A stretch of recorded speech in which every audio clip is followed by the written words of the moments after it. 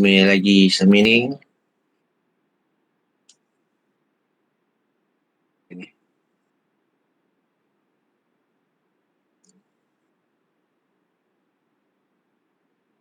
Awak muka tak banyak tak nampak game ni. Rafi, pukul berapa kau tidur semalam? Awal doktor, saya pukul 12 tidur. Pukul 12.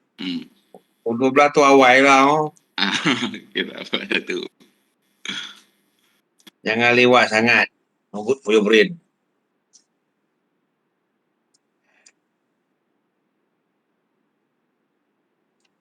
Vicky?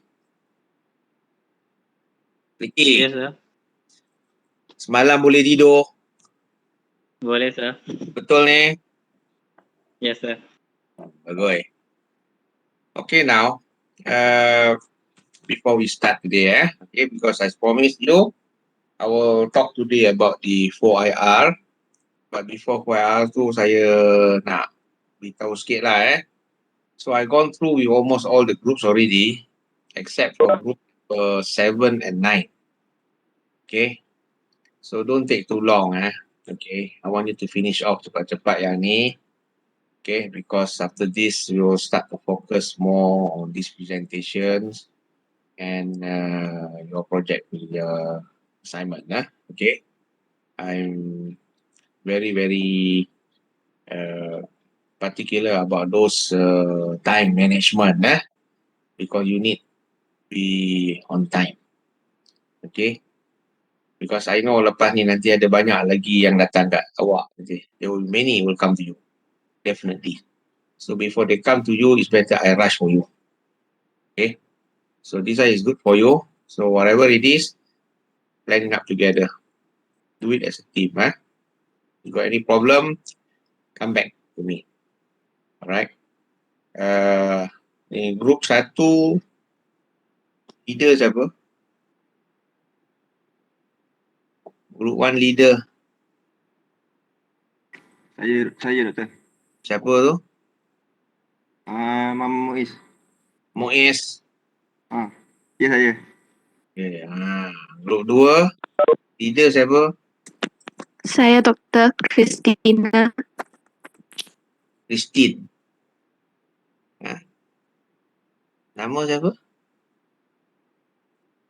What's your name? Christina. Oh, Christina. Okay. Christina Chu Wan Hui. Okay. Tonight, both groups come and see me. Webex at 9. I want to see your progress report. Okay? Because next week, Monday group 1 dah nak present dah. So, I need to see lah. What have you done? Okay? Kena buat cepat everything, all those things. Don't waste time. Okay? I have to follow up this thing probably. Not later, nanti banyak dah habis lah. Okay, before we start, any questions you want to ask? Semua okey ke ni? Maizura okey ke? Ada 2 Maizura sini ya. Ada 2 Maizura sini. Oh, dua-dua POM ke dua-dua? POM doktor dua-dua. Dua-dua POM. Okay. General okey tak hari ni? General. Okey doktor. Hari ni tak pergi training lah Tak ada kelas. Oh, tak ada kelas. Ada kelas. Ada kelas. Ya, Okay. Alright now. So I'm going to share you first with this thing. Yes. Which one I should take this one?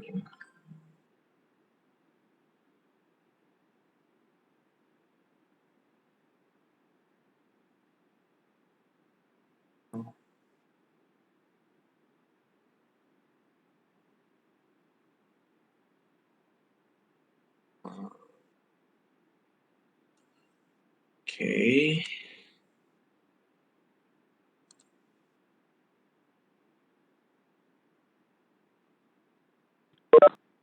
Okay.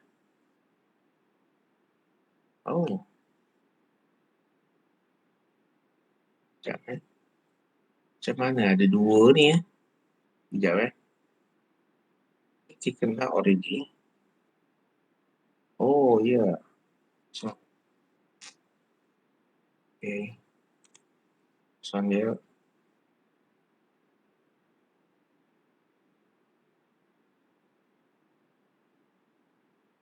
Okay, then we share. So.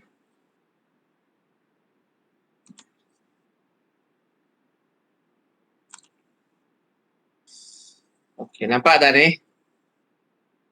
Nampak. Hitam tu dia, nampak? Okay. Nampak. Okay, good. So this one is about the industry 4IR. Okay, jadi before I start with this thing here, let me tell a story first lah. For everybody to know 4IR ni. Because some of you maybe don't understand the 4IR ni, why so important and why suddenly jadi 4IR. Okay. And why call it as the fourth industrial revolution. And why it is a revolution. So I ask you one thing first. What is the meaning of revolution? Mano?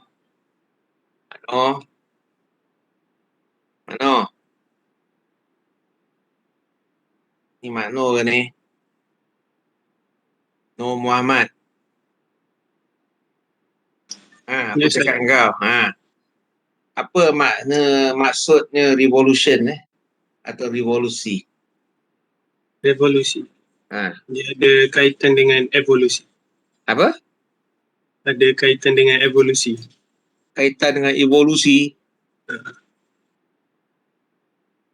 Bolehlah sikit-sikit.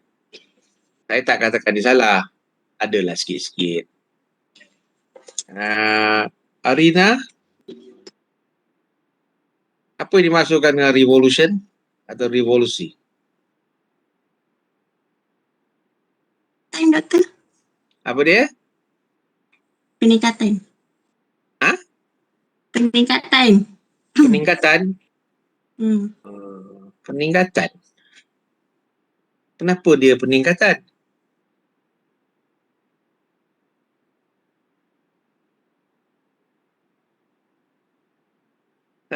Kenapa dia peningkatan? Sebab dia berubah satu tu menjadi macam lebih baik macam ni cakap Berubah dari satu menjadi baik. Bolehlah sikit-sikit. Syafiq. Ya, Doktor. Revolusi tu apa maksud dia? Perubahan. Perubahan. Bolehlah dalam 70%-nya itu. Huishin, what do you know about revolution?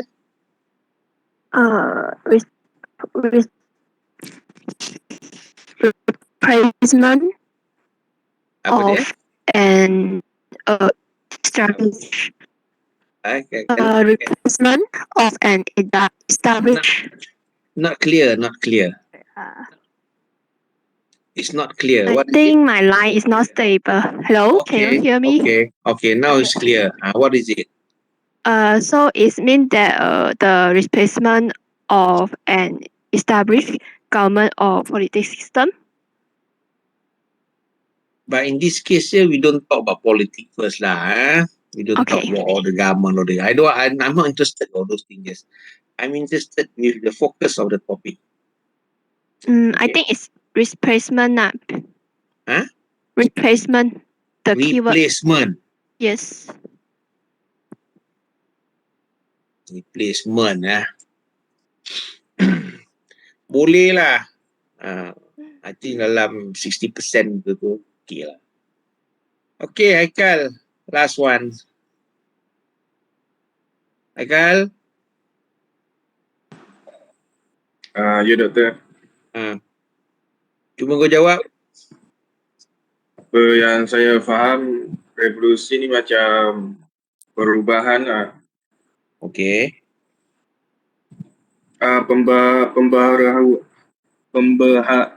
baruhan. Macam tu lah. Dengar tak doktor? Dengar? Kau baru bangun tidur je? Tak lah. Apa? Nak bercakap pun macam mengantuk aku dengar. Pagi-pagi patutnya kena cergas. Kau mandi tak tadi pagi? Mandi doktor. Mandi air panas ke sejuk?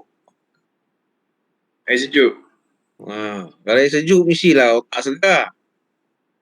Kena cergas sikit. Selalu jogging doktor pagi.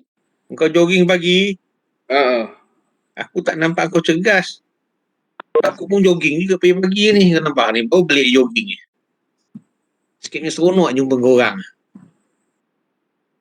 You must have that kind of patience. Faham tak? Seronok. Faham tak? And penuh challenge.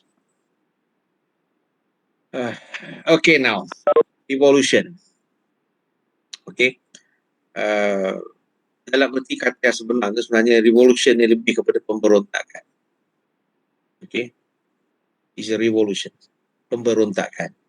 They say some of them refer to the revolution ni macam orang nak change the government lah sebagainya secara kekerasan. Okay. Tapi kita as the time goes by, di word revolution ni digunakan dengan berbagai-bagai ayat dan suasana yang berlainan. Dan dia mungkin suasana keadaan tertentu tu bila kita panggil revolution terlalu garang lah bunyi dia tu. Maknanya you are trying to against the government, against the something whatever it is. Tapi tu dulu. Kalau sekarang ni kalau orang bawa erti perkataan tu, dia membawa kepada suasana politik pula. So we don't want to know that thing just. Tapi kita bawa kes ni, revolution ni dalam industri. Tu dia. Besar makna tu. It's a big meaning. Okay. Concept, application that you need to know. Okay. Dalam revolution industri ni, dia banyak berlaku perubahan-perubahan yang secara mendadak. Itu maksud dia. So, some of you say that perubahan lah, peningkatan lah, apa lagi? Macam-macam lagi tadi saya dengar tadi tu, betul lah. Tapi, kalau setakat yang itu saja tu dia tak cukup. You kena faham, satu-satu perkataan tu bila dibentuk menjadi yang besar seperti seumpama ni, kita kena faham dari segi dia punya bukan setakat makna sahaja, tetapi suasana yang berada di keliling kita. That's how it should be. Okay, jadi dalam industri revolution ni, dia bermula ni disebabkan keperluan-keperluan pembaharuan yang kena dibuat. Kalau tak dibuat, orang akan memberontak. Kena dibuat. Itu sebabnya kenapa dipanggil revolution. Okay, contohnya kalau takkanlah kita selama-lama nak pakai manual je, otak kita beku. Faham tak? Takkan selama-lama nak menulis je, tak boleh pakai benda lain yang lebih cepat lagi. Jadi, pemikiran kita tu memberontak. Tak ada perubahan ke? Suasana sama je. Balik-balik sama saja. Takkanlah nak makan hari-hari macam makan ikan kering je. Aku pun nak makan juga ayam, aku juga nak makan daging. Itu dia. Jadi fikiran kita memberontak, badan kita memberontak, kesihatan kita memberontak. Jadi kita nak suasana yang lebih baik dan lebih baik dan lebih baik. That's why it become revolution. Okay. Jadi dalam industri revolution ni, okay, dia bermula masa di Britain, Eropah. Okay. Kalau satu hari kalau kamu ada peluang untuk belajar di sana, pergi di sana, kamu akan lihatlah macam mana industri revolution ni bermula di situ. Semuanya bermula kerana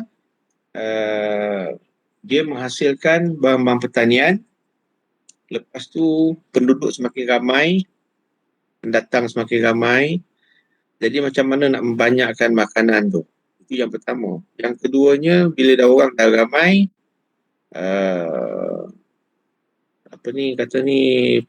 pendapatan yang mereka peroleh itu semakin lama semakin sikit.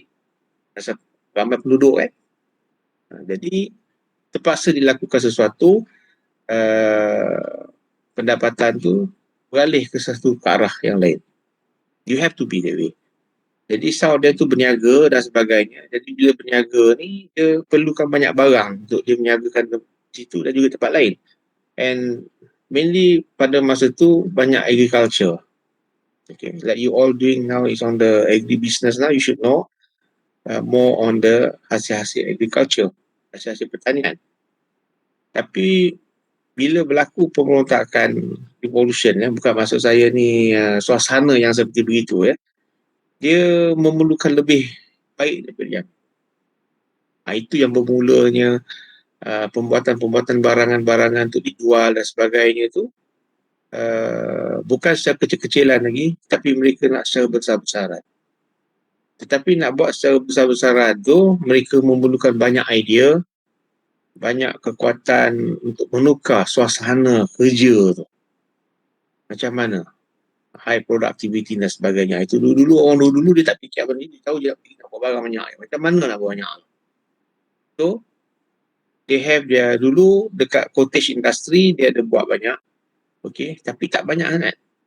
Few people kerja, lepas tu kumpul-kumpul jual. Mula start dari family, dah family, lepas tu kawan-kawan. Lepas tu dia buka bisnes kecil-kecil. Dan bila dia besar tu, nak dia besar macam mana? Last kali ada beberapa orang kaya-kaya kat sana tu, dia nak buat kilang. So nak buat kilang tu, dia nak buat secara besar-besaran. But how to manage all those things tu, pengeluaran tu secara besar-besaran? Okay. Itu yang bermulanya banyak invention apa ni especially pada masa invention, maksud saya tu ialah pereka terkemuka di UK sana. Mereka pun apa ni bukan kenderaan ni jentera beruap atau bersteam.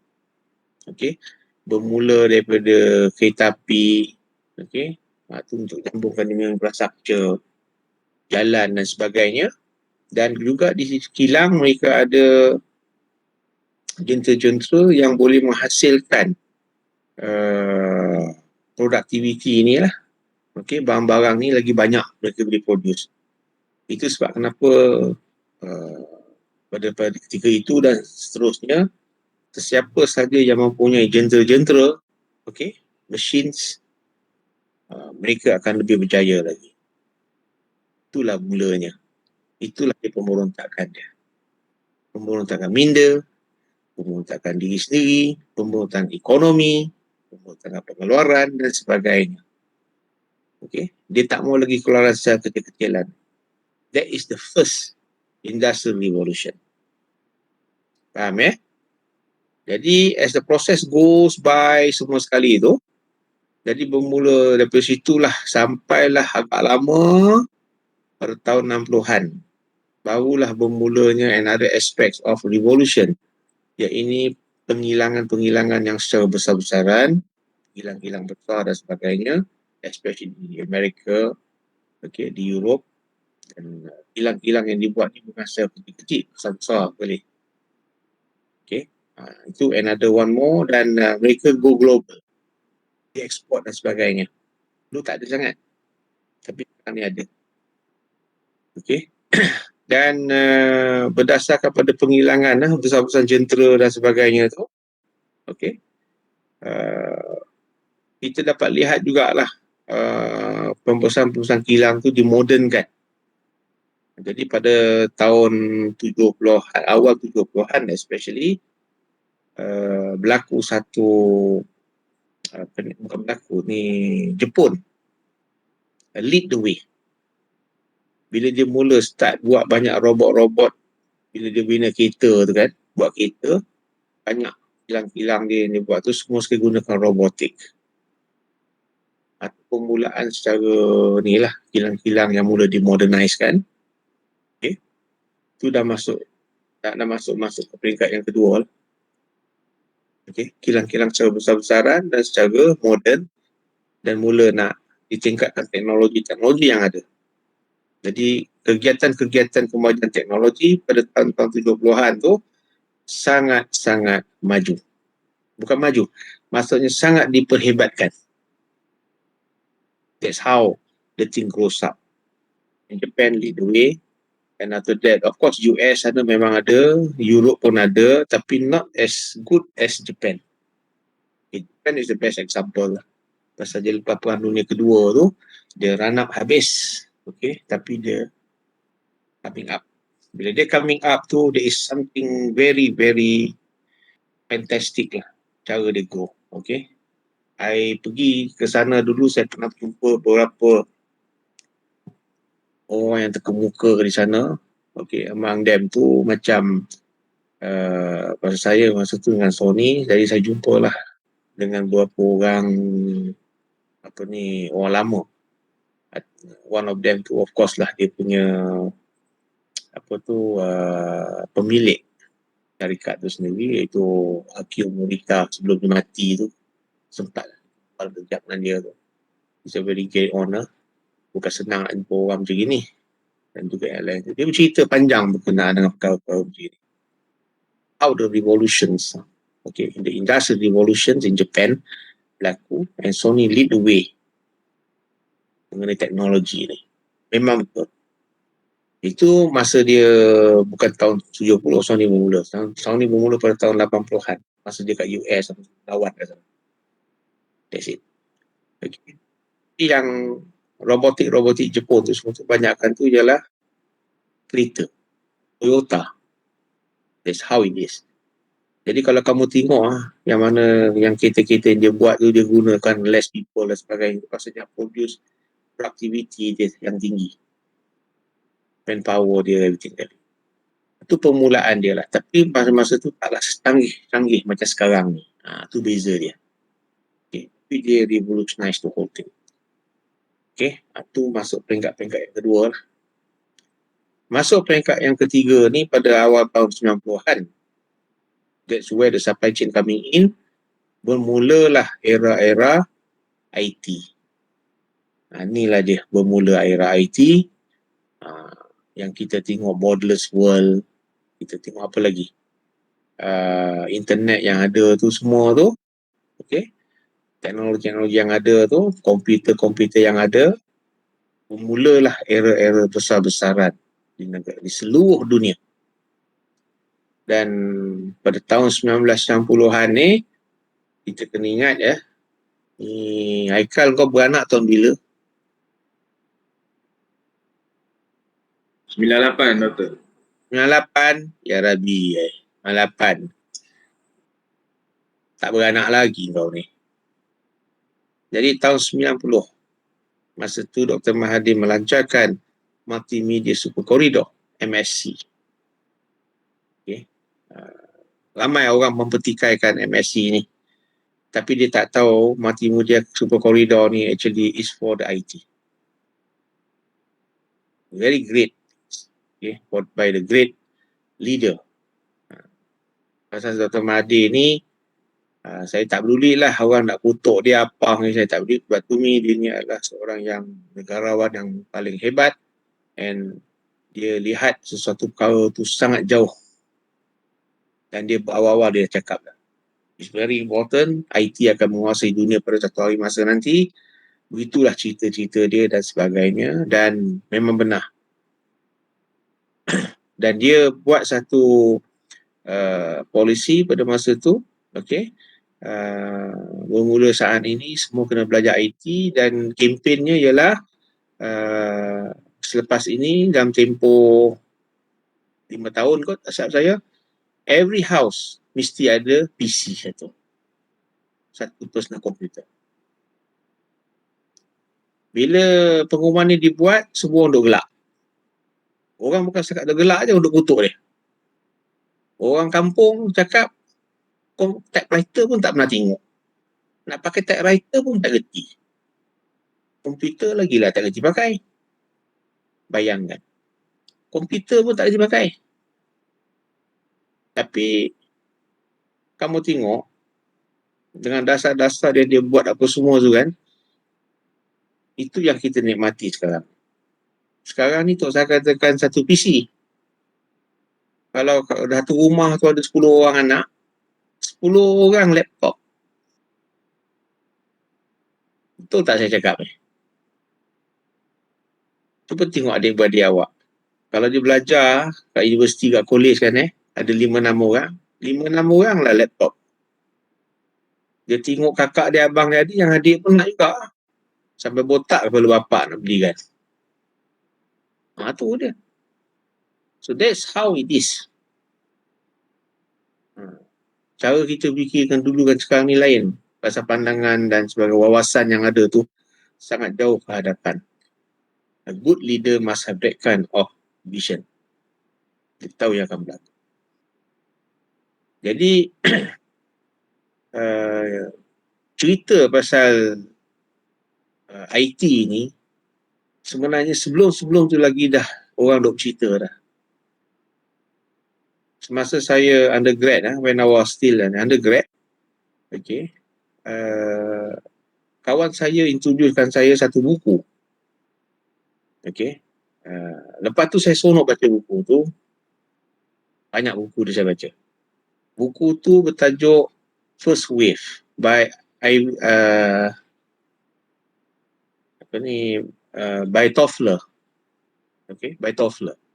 Siapa nama? Alvin Toffler nama dia. Alvin Toffler. Kita cari nama author ni Alvin Toffler. Dia lah buku dia tulis buat pasal wave 1, wave 2, wave 3. Itu buku-buku dia lah wave. Saya tak salah sampai wave yang keempat ke kelima. Wave. Semua berkenaan dengan IT. Bila saya baca buku tu kan masa tahun 80 tu, 81, 82, 83 baca 84 sampai saya grade 85 masa tu. I was very surprised tak tengok dia punya apa kata ni, dia punya pandangan-pandangan dia, okay, yang IT ni akan mentorakkan dunia ni macam mana. I was very, very surprised. Masa tu IT pada tahun 85 masa saya habis belajar tu kan, baru nak mula. Punyalah susah, tak banyak, mahal lah tu. Itulah dia. Tapi bila masuk ke tahun 90 tu, bila Dr. Mahathir lancarkan roasting dia tu kan, baru saya nampak very clearly. Oh, it's very big now. We have to start. If we don't start, it's going to be a big trouble for us. Itulah dia. That's what is now. Okay. Jadi, pada masa berlaku suasana demikian tu, dia dapat lihat without the IT ni kita akan ketinggalan. And it's true. Itu sebabnya kenapa banyak company-company selepas-lepas tu, kalau dia tidak go with IT, dia tidak improvekan to the IT, okay, no more manual, and the people yang kerja dengan any companies, kalau dia tidak mempunyai kemampuan kemudian untuk operate the IT, sekurang-kurangnya PC dan sebagainya tu, kamu akan ketinggalan. The company akan ketinggalan. The thing is getting semakin lama makin canggih. It's human nature, whatever that they want, they keep on doing things. And bersamaan dengan PC roasting dia, datanglah handphone, tablet dan sebagainya. Handphone especially lah. Pasal tahun 1990 tu juga Dr. Mahathir mengatakan future of the technology will be handphone. Semua akan letak dalam satu handphone, iaitu dia punya recorder, dia punya filem, dia punya internet, telefon dan sebagainya, semua dalam telefon. Kita tak boleh nak bayangkan masa tu macam mana semua ada di situ. Tapi dia dah tengok everything kali, is all there. Itulah teknologi bermula tu. Sampailah sekarang. Sekarang ni kamu tengoklah, macam-macam ada. Kamu beranak tahun 1998, kamu tak rasa apa-apa. Tahun 2000 tu dah bermula dah. Telefon, handset ni di Malaysia semua orang duk pakai. Dan masa dia pakai tu, everything, the teknologi yang ada telefon tu, they keep on upgrading. Macam-macam brand, macam-macam version tu. Sama macam Samsung lah. Itu bila dia keep on upgrading all those things, another one more revolution untuk manufacturing. Okay. Pasal pada masa tu juga supply chain management come into the great picture. How the technology, the manufacturing, the supply of the raw materials, the market demand, pull and push, semua terletak di situ. Nampak tak? Tak ramai orang tahu. Tapi begitulah jadi. Apa yang kita tengok di situ semua tu adalah revolution yang berlaku kerana perubahan-perubahan tu. Kalau perubahan-perubahan mendadak macam ini berlaku, kita tidak ambil kisah. We are still very complacent what we are. Habislah. Okay. Tambah-tambah lagi sekarang ni teknologi IT ni dah masuk ke dalam bahagian finance, keuangan, banking. Okay, selain daripada financial business dan sebagainya.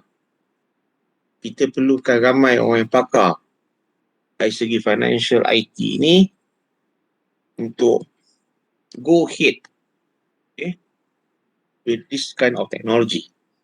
Kalau kita tidak ada kepakaran sebegini, okay, negara-negara yang mempunyai, yang dah ada teknologi ni dan ramai orang yang dalam this kind of business, okay, boleh manipulate kita, boleh tipu kita.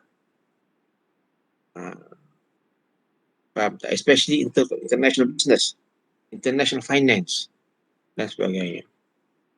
Ni masalah besar lah ni. Apa yang berlaku dalam 1MDB tu, punca dia yang ni lah.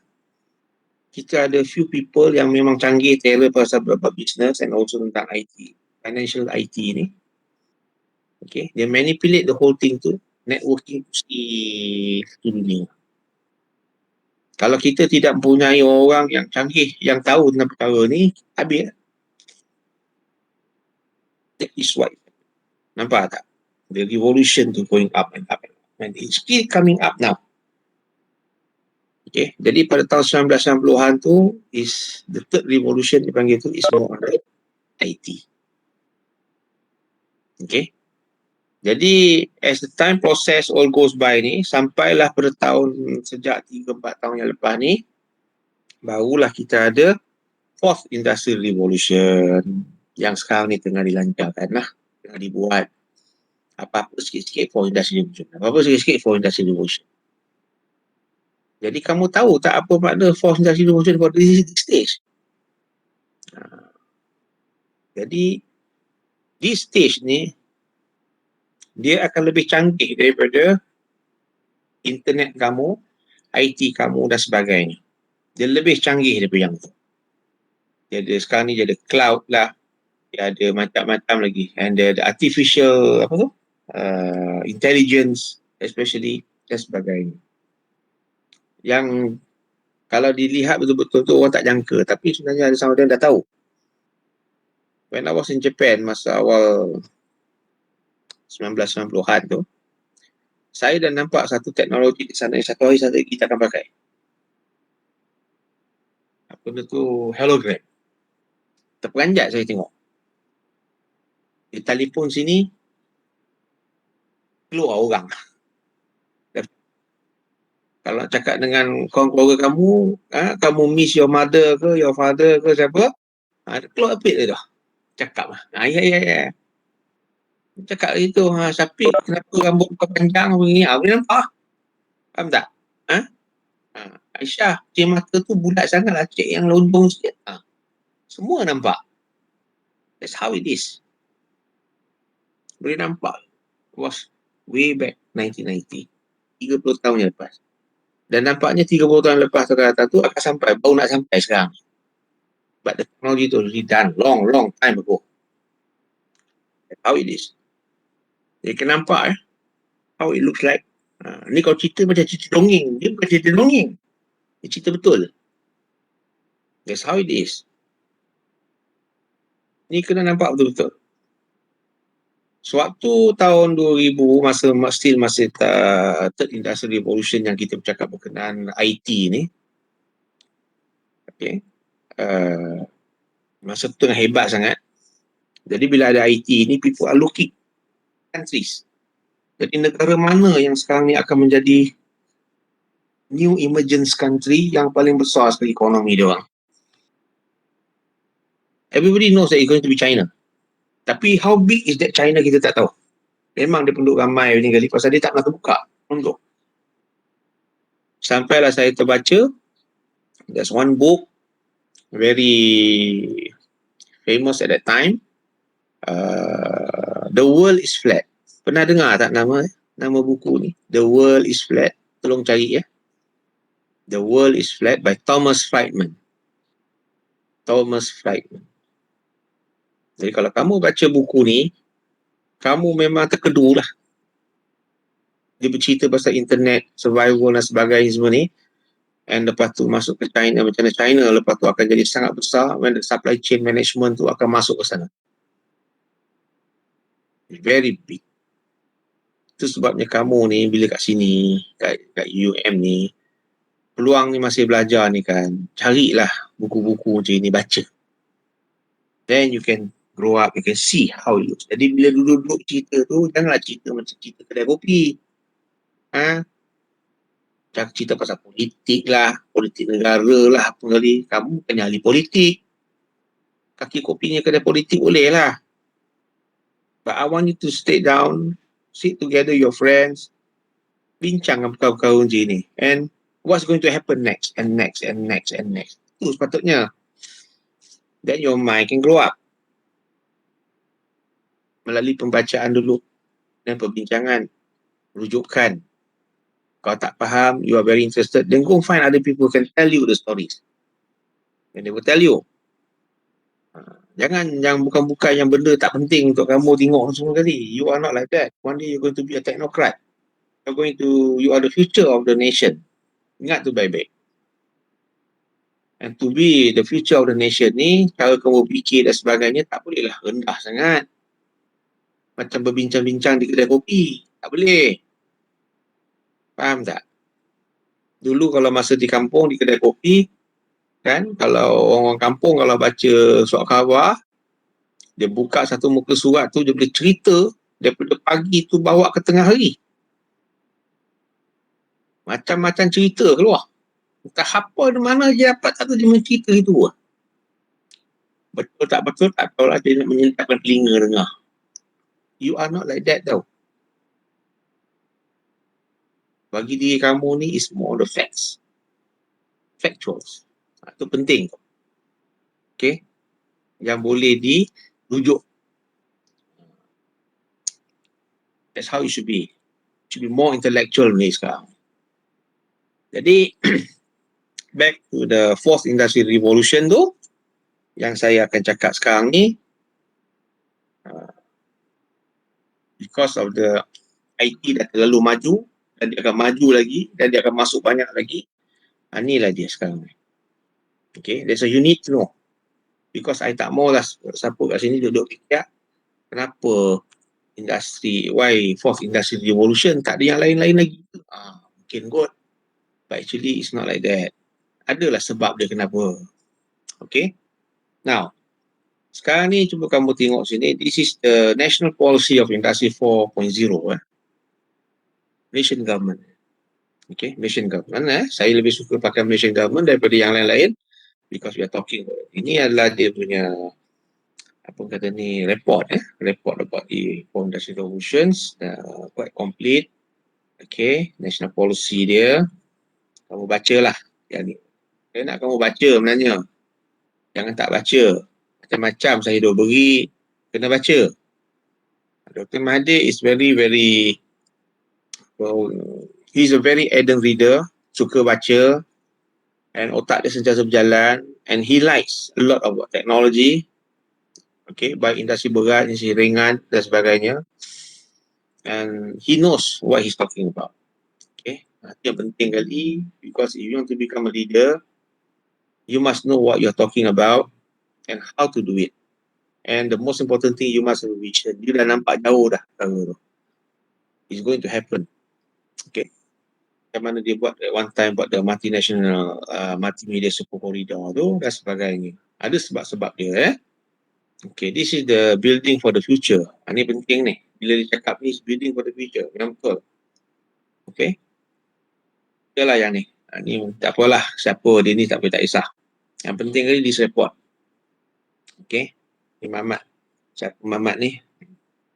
Tak payahlah Mamat ni kamu tak perlu tahu siapa dia. Yang penting sekali ni why this industry is very important. Kamu kena tahu yang tu. Okay, global overview dia inevitable transformation. Okay, kenapa dia cakap inevitable transformation? Pasal benda kalau transformation ni memang tak boleh lari lagi dah. Memang kena berlaku. Kalau tak berlaku, you will be backdated. Saya dah beritahu tadi kan, in terms of IT dan sebagainya ni is very important. Kalau kamu tak belajar, kalau kamu tak adapt, apply, kamu akan terkebelakang dan kamu akan ketinggalan. And the worst part, satu hari satu masa akan datang nanti, kemudiannya orang akan menipu kamu. Pasal dia lebih cerdik dalam IT, lebih celik, lebih IT savvy. Kamu tak tahu apa sekalipun, dia duk tipu kamu. Macam mana yang berlaku sekarang ni. So we don't want that thing to happen. Okay. So these are the things. Okay, baca yang ni for Industry Revolutions. And dia ada banyak goals lah. Dia cakap goal dia ada 9 kat sini. Macam-macam goal adalah sustainable development ni, tak apalah. Okay. Driven by multiple factors lah dan sebagainya. Tapi yang penting saya nak tunjukkan kepada kamu ialah yang ini. Industri 4.0 transformation drivers dia ni, punca-punca dia ni, ni dia. Dia ada 2, 3, 4, 5, 6, 7, 8, 9. Global Economic Order, Technology Advancement. Advancement ni apa dia banyak ni. Okay, dia very advanced. Macam mana advance tu kamu kena tengok lah. Very advanced macam yang macam mana saya cakap tadi. Knowledge and skills. Biasa di peringkat universiti ni, budak-budak macam kamu ni semua ni, kamu kena tahu. Kamu kena tahu. Satu hari bila kamu dah kerja nanti, benda ni lah nanti akan bawa carry you tu. Okay. And then we had the global supply chain yang sekarang ni kamu dengan saya sekarang ni belajar. Why China becoming so big? Because of the global supply chain yang very, very strong. Pasal dia ada manpower, dia ada resources. Dia punya logistic skill dia is very strong. Okay. And dia ada hearsay. In fact, US pun takut dengan China. Apa macam-macam dia buat. But they don't care. China got more than 1.3, 1.4 billion people. Teknologi dia sekarang ni betul-betul very, very high sekarang. Dulu orang tak tahu dia komunis. But they open up. Nah, itu sejarah China open up the economy pun, and ada one more yang kamu kena tahu. Itu kalau saya nak cakap, kena satu lagi opening up and a lesson lagi. Okay. Then lepas tu kamu ada competitiveness kat situ. Ya, of course bila berlaku perkara macam ni, dia akan banyak berlaku persaingan-persaingan yang sangat sengit antara satu sama lain. Business especially among themselves, management, okay, dan banyak lagi lah. Regulation, undang-undang, because they have to come up with a new cyber law. Macam-macam law lah yang dia akan dibuat untuk make sure benda ni berjalan elok dan tidak ada, nobody can manipulate. Okay. Memperalatkan dan sebagainya, menipu dan sebagainya. Di undang-undang tu ada. Sekarang ni dah banyak lah. Customers behavior. Customers behavior. Kamu lah customer dia. Contohnya macam telefon. Macam-macam. Samsung baru keluarkan Note. Dulu masa saya pakai Wacom 5-6 years ago, saya beli Note 5. Sebelum tu saya jarang beli telefon mahal ni. Saya ni murah-murah lah. Yang main picit-picit lagi lah. Main picit-picit ni. Bukan yang slide lagi lah. Bukan tau. Okay. Anak-anak saya dah start main gini-gini lah masa tu. Dia nak yang macam itu. Saya tak lagi lah. But as a time price buy, bila saya beli yang Note 5 tu, okay, masa tu yang paling baik lah. Agaknya kot ketika tu. So, sonok pakai yang tu. Jadi as the time goes by, dah berapa version yang keluar daripada Samsung tu. Starting daripada Note 5 tu. Note 7, Note 8 yang meletup pun ada. Sekarang ni dah sampai Note 10. Sekarang ni dah sampai Note 20. Okay. Baru tahun lepas saya beli ganti Note 5 saya. Baru tahun lepas saya ganti Note 5 saya. Dengan Note 10 Lite. Saya tak beli Note 10, saya beli Note 10 Lite, murah sikit lah. Anak saya beli Note 10 lah, saya beri kat dia. Saya cakap saya tak pandai nak guna banyak-banyak gadget. You all very young, you know how to use those things, you nak like. Pasal macam-macam gadget dalam situ. That is the customer's behavior. Nah, ini yang mengubah segala-galanya ni. Dia nak macam itu, nak macam ini. So they come up with all the version, all the invention with the technologies. And ending up, they come up with new products, new version, all those things. Dan market world. And of course, ada banyak version of those things. Ini yang mengembangkan suasana teknologi telefon. Macam-macam tu. Okay. And of course, ada lah. Okay, tak apa. These are the things. Okay. Now, kamu tengok balik enabling technology semua ni, dia ada banyak. Okay. Enabling technology yang seronok tengok ni. Kamu tengok ni, dia ada big data, artificial intelligence, dia ada augmented reality, apa lagi? Additive manufacturing lah, nama simulation, advanced materials. Semua sekali ni lah, yang especially cloud ni, cloud computing, Internet of Things. Pernah dengar tak Internet of Things? Tapi kau pernah dengar tak Internet of Things? LOT? Pernah. Kau kena kaji yang ni. Now you're using that sekarang ni. Saya belum lagi nak go to one level, dia dah keluar yang ni. Cloud computing pun sama juga. Belum apa lagi dia dah ada dah. Sekarang ni dah setahun dah. Punyalah canggih. Depan ni tak tahu apa lagi dah keluar. Macam-macam lagi keluar. Dia macam komputer lah. Masa zaman-zaman saya kerja dulu, kita pakai Lotus 123, Lotus 345, lepas tu 501 ke apa-apa. Lepas tu naik jadi Pentium 1, Pentium 2, Pentium 3, Pentium 4. Dia. Lepas tu naik. Sekarang saya tak tahu apa lagi nama lah. Dah tak ikut lagi dah. Saya beli komputer baru saya masa tahun lepas. Bila komputer lama saya tiba-tiba dia tak boleh pakai. So I buy one. Saya pergi kedai, saya tanya dia, komputer apa yang baik, yang boleh saya boleh pakai? Lu pakai ni lah, HP ni. Belilah. 3,000 kat dia. Nampak? You have no choice. Nak kena pakai juga. Kalau tak ada, saya tak ngajar, tak tengok muka kamu. Kamu tak tengok muka saya. Itulah cerita dia.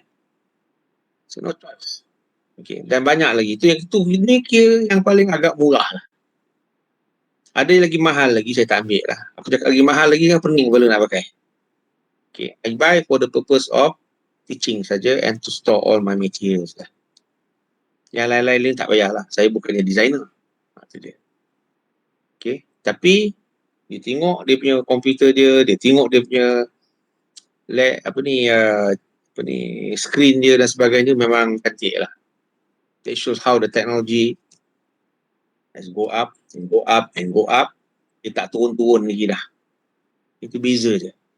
Okay. Jadi yang inilah punca segala-galanya untuk Fourth Industrial Revolution. Inilah punca dia. Artificial Intelligence tu especially lah. Orang duk tengok. Big data.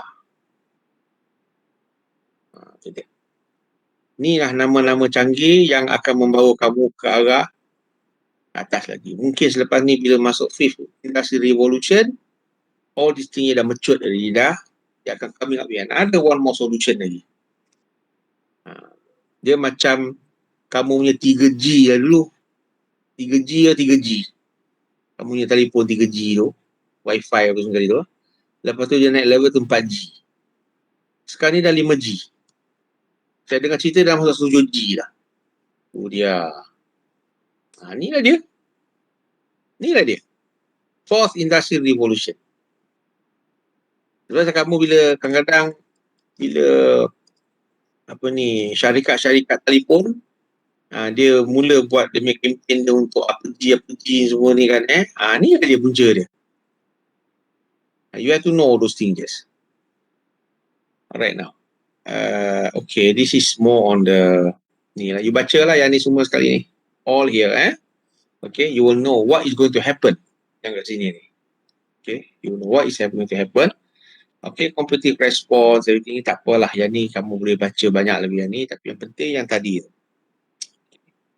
Now, the next issue yang dia cakap is a case for actions, import, formulation, manufacturing. Ini yang penting kali. Manufacturing sector. Okay, pasal dia orang yang create all these kind of things. So, dia kena lead lah tu. Kerajaan bantu, ikut policy, create the policy, create all the apa kata ni planning for them so that they can fit in and lepas tu proceed. Okay, kena faham tu. Setiap benda yang dibuat dalam sesuatu perkara tu oleh pihak industri, okay, kerajaan akan study, akan ikut dan lepas tu dia akan follow. Going parallel together. Macam teknologi yang baru yang berlaku kan, kita kena ikut. Dia lead the way and we follow. Any big company, especially company macam Intel, Motorola, Robert Bosch, okay, last time was Sony. Now sekarang dah tak ada lagi dah. And we have the giant company, fast company sekarang ni macam Toyota, okay, BMW sama dengan Mercedes pun Jerman tu dia terlalu canggih sangat, tapi yang dia nak produce itu panjang. Itu sekarang dah banyak. Production dia itu banyak tinggi. Yang dia nakkan. And then one is the Ford. Okay. Ford pun tak apa sangat.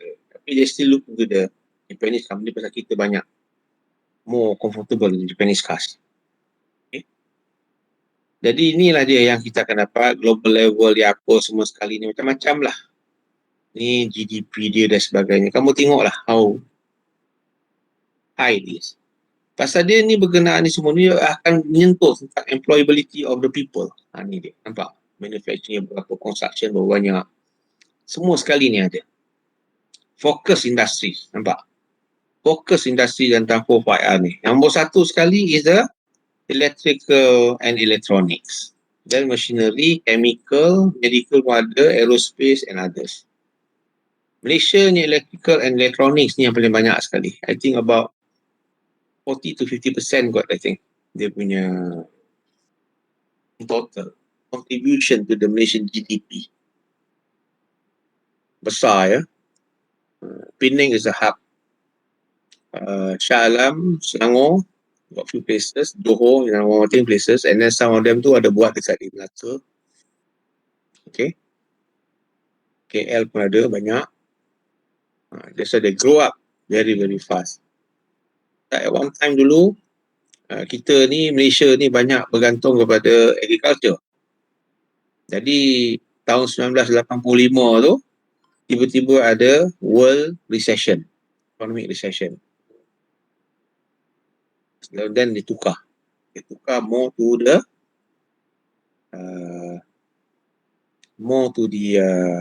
what do you call it, the industry, manufacturing. Jadi sampailah beberapa tahun dia really enjoy. The best year was between 1990 to 1997. Malaysia punya economic growth was fantastic. Mewah negara pada masa tu. Memang best. Okay. Sampailah tak pasal-pasal berlaku some political punya incident dan sebagainya. Okay. Tiba-tiba benda tu menurun. Tahun 2000 pertukaran Dr. Mahathir dengan kepimpinan yang lain kali. Jadi kita nampak lah. Benda tu dia tak apa-apa nak naik sampai sekarang. There is something not that very, saya tengok tu tak berapa berkesan. Tapi sama ada berkesan tak berkesan, it will affect us. So we have to stand up. Yang penting kali tu. Jadi industri, electrical, electronics, especially ni sangat penting. It really contribute a lot. Jadi itu sebabnya kenapa bila ada mana-mana company, international multinational company, tiba-tiba dia tutup kilang tu dan dia pergi ke other countries, ini memang betul-betul menyedihkan kita. Okay. Sony bulan 3 lepas dia stop operation, bulan 9 dia tutup kilang dia, factory dia kat sini. Saya sedih. Saya kat sana lama. Okay. I've been there for 10 years. I know how the company works. Okay. And then lepas tu we have before this ada few companies lah yang tutup dan lepas tu nasib baik dia datang balik, tapi lepas tu dia tutup. Itu sebab kenapa macam big another giant companies macam Intel, janganlah kasih sekali-sekali dia pula tutup. Dia belah. Intel kalau tutup, tak tahulah saya nak cakap. Itu biggest contributor tu dalam elektronik punya GDP. Okay. Jadi you kena faham. Dan diorang pun macam Intel, dia barang-barang dia bukan barang besar, barang dia kecil-kecil je, tapi high tech. Macam circuit, wafer, apa lagi ni, multi-layered board dan sebagainya lah. Motherboard kita ni, motherboard untuk IT tu dia yang buat. Dan macam-macam lagi. Semua canggih-canggih You bayangkan kalau dia tutup. Naas kita tu. Itu sebab kenapa saya bila ada kilang-kilang di Penang ataupun di Malaysia tiba-tiba dia tutup, saya sangat sedih. Mungkin zaman-zaman saya dah berakhir dah. Zaman-zaman kamu lah. That's how it is. Okay. So, these are the things. Nampak Semua ada sini. And then, need to embrace 4.0, global value chains, labor, technology, semua ni. Kamu tahulah ni. Okay, then propelling SMEs forward ni semua, tak apa. Saya ada satu slide berkenaan SMEs tu. I'm not going to tell you that thing here. You sign out, kamu baca. Second slide berkenaan dengan SME. Kamu baca lah yang tu. It's all about this. Okay. And Malaysia readiness, potentiality dan sebagainya ni semua ni adalah. Jadi, banyaklah diadakan tentang what the Malaysian government has been doing to focus on the 4IR ni. Okay. Especially dari segi human capital. Macam kamu lah human capital. Okay. Jadi human capital ni, okay, is very very important. Itu sebabnya kenapa bila saya dengar cerita ada student-student kita yang tak tahan pressure, working pressure, pasal tak berlaku independent, tak boleh nak buat kerja dan sebagainya. Bukan tak boleh buat kerja, boleh. Tapi dia tak nak guna otak dia. Tak tahan. Kena belasah sikit je lagi. Kena belasah sikit je lagi cakap company tak bagus. Kena maki sekali je lagi cakap company tak bagus, bos tak bagus. Not good. Pada saya, benda-benda macam inilah sebenarnya yang punca orang tak percaya kat kita. To me, human resources. Kalau dia pergi ke Thailand ataupun dia pergi ke Indonesia, dan sekarang ni Vietnam is coming up very very big. I'm telling you habislah. Dulu masa tahun 90-an dulu dia buka kat China. Orang duk komplain juga kat China ni. Dia punya attitude orang, dia pekerja dia kat sana very bad lah itu gitu. But that one just sementara saja. After a few years, 1-2 years, semua dah disiplin lah. And they work very hard and then the labor cost also very cheap dan sebagainya. Vietnam also is doing that thing. Kalau Burma tu, Myanmar tu, kalau dia tak ada political unrest macam ada sekarang tu, saya rasa dia pun akan berkembang lagi maju lagi. Pasal Burma ni, dia negara ni is former British colony, dia ada foundation yang kuat tau. Dari segi bahasa Inggeris dia, dari segi kekuatan-kekuatan yang lain tu. Cuma masalah dari segi political unrest. Kamu tengok Indonesia sekarang. Indonesia. Sebelum Jokowi dulu memang ada problem. Pasal apa? Banyak sangat political unrest dan sebagainya. Jadi bila kena dengan Jokowi ni, dia tak buat gitu. Dia pandangan dia sangat jauh. And he really building up the infrastructure in Indonesia dan sebagainya.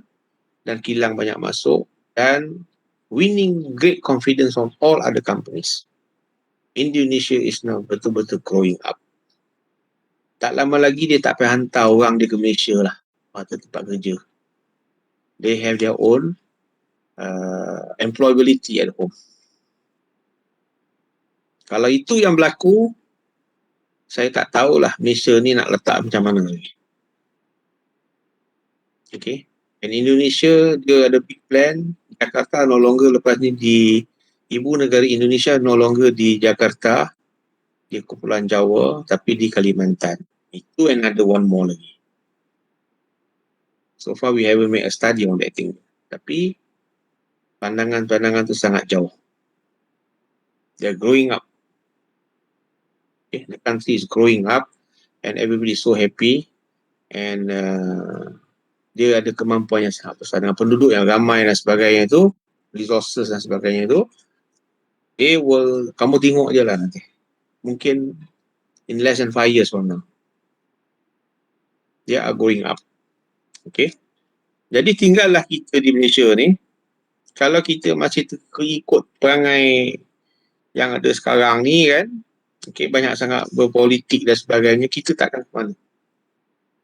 Itu yang menyedihkan. Okay, yang menyedihkan. Jadi saya melahirkan kebimbangan saya ni kepada kamu. Jangan kamu terbabit benda-benda ni. You come here, you study, you work hard. After that, you contribute to the nations. Itu yang penting kali. Yang lain-lain tu don't bother. Okay, don't bother. Itu nasihat saya lah. Okay. Jadi human capital ni, kamu lah. You have to learn how to improve yourself, your skills. Psychologically, you must be strong. You have to be very independent. Okay. And improve your English. Jangan lupa. Dan banyak lagi. Jadi ingat 4IR is not only just a technology but also to grow up the human capital. But to ensure all those things, you must grow up. Okay. Banyak lagi lah yang ni. Then we come back to global relations. Then Malaysian changes. Tengok challenges yang ada. Apa yang ada changes? Lack of the impact, customers expectation terlalu tinggi, ownership intellectual property kadang-kadang tu memang banyak lah. Low digital adoption. Ni among the SMEs. SME ni sangat penting ya. Okay, because they are the foundations of our industries. Okay. Lack of integrated digital approach ni memang banyak berlaku because kita punya apa kata ni kekuatan skills on the high tech memang tak ada, kurang, almost zero. That's why kita very weak in the R&D dalam teknologi dan sebagainya.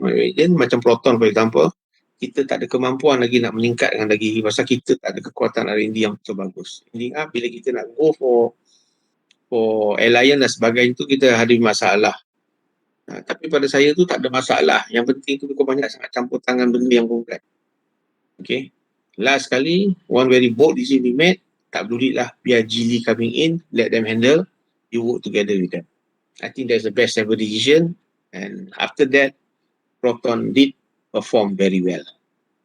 Sebelum tu susahnya, too much nationalistic and politicalnya interference di itu. Okay. Exposure to cyber threats, ni memang dari segi undang-undang lah. Shortage of required talent, ni.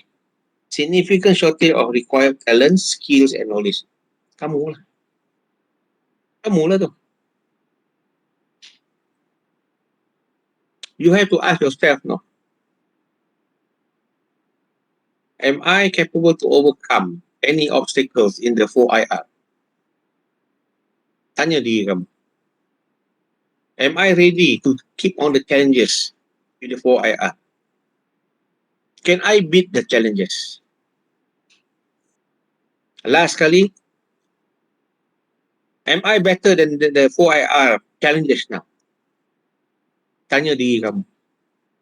Okay?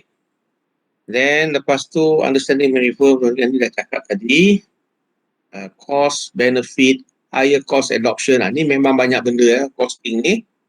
And visible success stories ni dah beritahu dah tadi dah. Aku lack centralized assessment information ni tadi buat dah. Information ni sekarang ni saya sampai ke awal. It should not be a lack of centralized.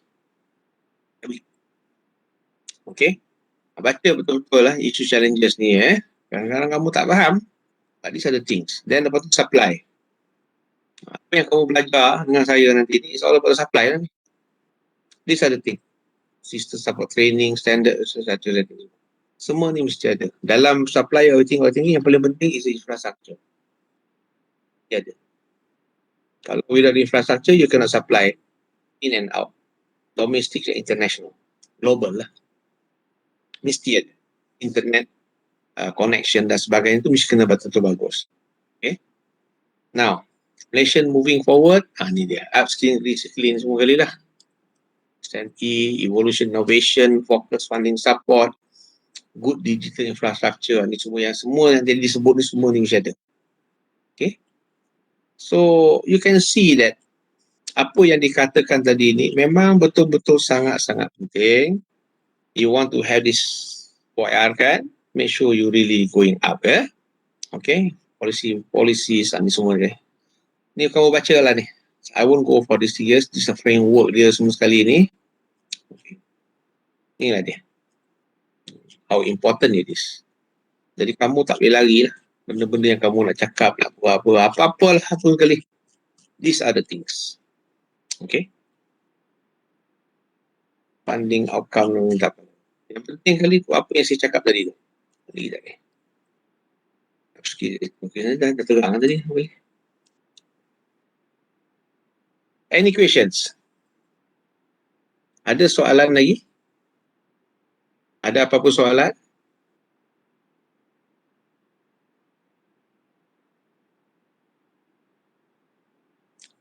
Ada apa-apa soalan nak tanya pasal 4IR ni?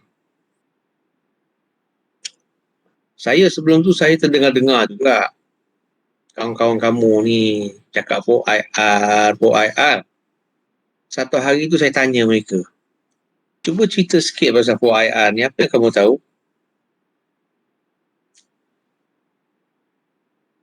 Yang saya dengarnya teknologi.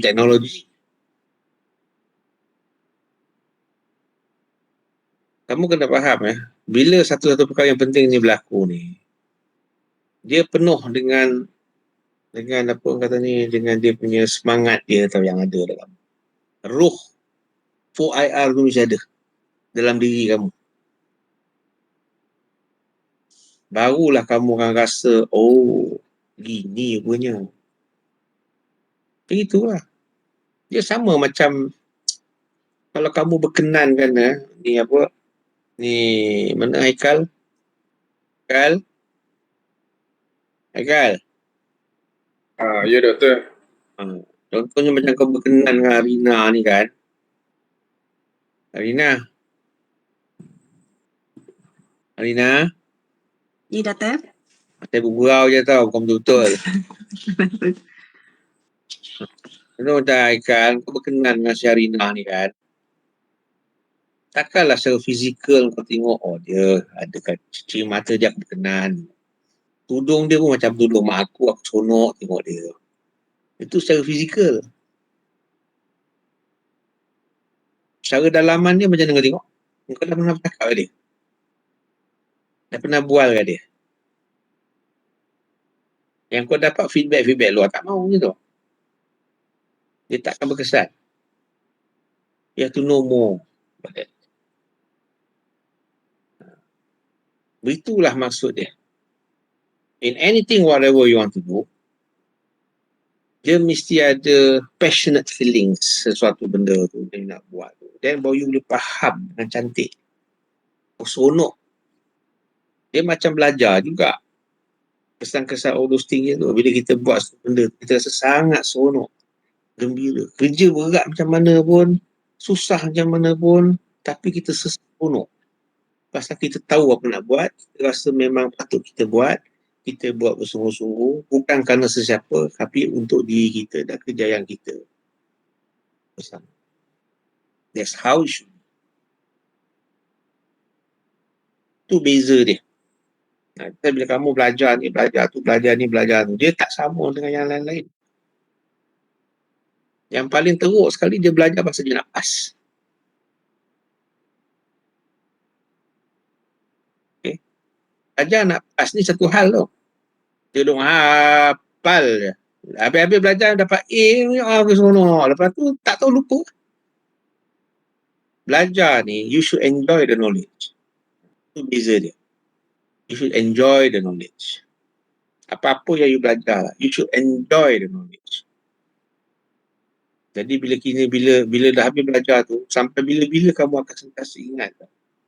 Sentiasa ingat benda ni macam gini lah. Oh, ini apa dia cakap. Oh ya, saya remember. Oh, deh. Barulah kamu ada semangat, kamu ada pengetahuan yang sebenar tu. Pasal saya tak benarkan sesiapa kat sini ni, okay, belajar ni ikut sesedap hati dia, nak cepat habis dan sebagainya. You will never enjoy the knowledge what you learn. Okay. Pada saya, enjoying the knowledge ni, kalau you dah enjoy, lagi banyak kerja tu lagi seronok je buat. You don't care. That's how it is. Jadi dalam apa-apalah kita buat. Bukan setakat 4IR ni je.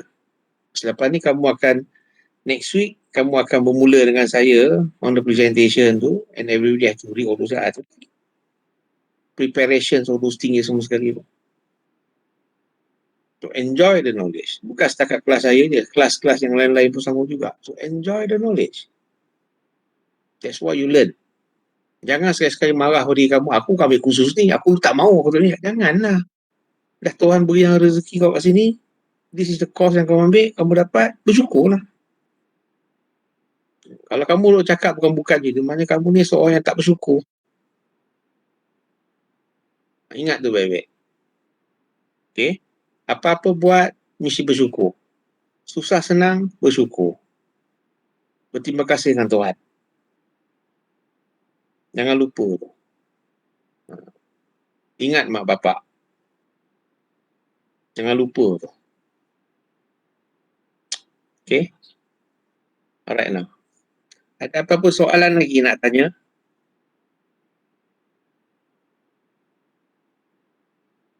Saya cakap banyak tadi tau. Ada buat catatan. Sekarang nanti kamu buat report apa semua itu, kamu nak kena masukkan tau. Jangan lupa je. Any questions?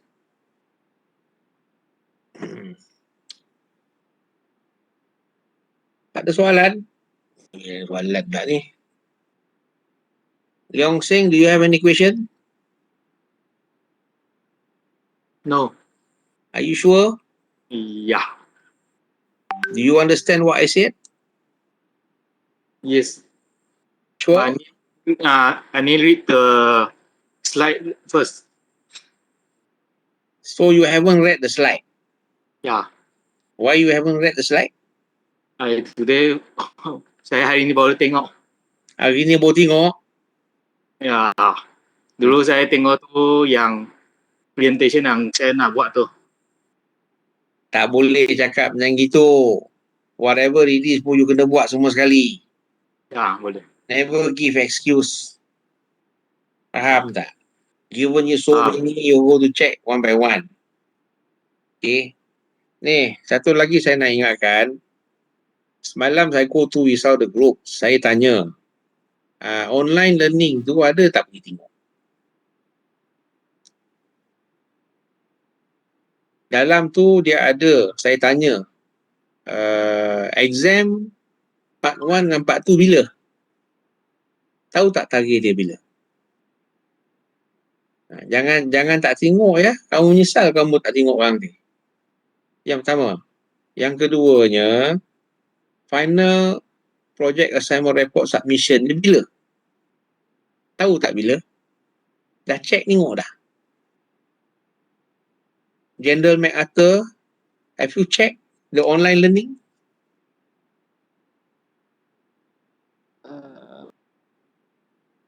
I didn't check yet, Doctor. One more time you answer me like this, I'm going to cut your nose. You understand or not? Understand, sir. Next time I ask you, you better answer me. Pergi Yeah, tengok the whole thing. So, when will be your project assignment presentation? I given all there already. Tahu tak bila? Rafi, kau buka baca tak? Baca doktor. Berapa bulan? Kita ada 2 session 7 Jun 2021 grup 1 sampai grup 4, lepas tu 10 Jun grup 5 sampai grup 7. Dan ada grup 8 dengan ni. Dengan lepas tu kita minta resubmitted tu 1 bulan Jun. Yang kau beri 2 date presentation, dia ada 3. Yang ketiga tu Berapa bulan? saya tak take note pula lah. Aku ulang kau. Tengok Sebab saya baru punya- jalan je. Sebab saya punya grup 5. Tak peduli lah, tengok semua grup sekali. Okey doktor. You all tak hati-hati, tahu tak? Dah beri semua sekali tak tengok baca. Sampai saya beri tahu macam gini baru nak tahu nak tengok baca. Given you everything. Okay. Saya berikan kena memudahkan awak sekali. Slide semua sekali ada situ. Ada yang tak baca, tak tengok. That shows something is wrong with you. Faham tak? Selama ni buat kerja tak komprehensif. Ni bahaya tau. Siapa-siapa buat kerja tak buat secara komprehensif ni sangat bahaya. Okay, you have to check. Ini sekarang. One by one. Go through one by one. Jangan sekali-kali cakap saya tak tahu. Bahaya jawapan bila saya cakap saya tak tahu. Faham? Your boss will never accept that kind of answer. Accept in earlier, very much, and ending up, apa-apa sekalipun kalau berlaku, dia will cut you out. Put you in the side, the cold storage there. Jangan sekali-sekali perkara ni berlaku sekali lagi. Bila aku tanya, kau kena jawab sekali. Betul-betul ke? Okay? Make sure of that thing, yes. Okay, ada apa-apa soalan lain lagi? So, hari ni, the 4IR, tamat. Itulah dia yang saya boleh cakapkan, yang saya boleh beritahu. So, I hope that lepas ni kalau anybody ask you what is 4IR, kamu dah tahu dah. Kamu ceritalah macam mana saya bercerita dengan kamu. Okay? Faham tak ni? Kamu bercerita dengan kawan-kawan kamu sebagaimana saya bercerita dengan kamu. How it should be. Alright? Nabila. Nabila.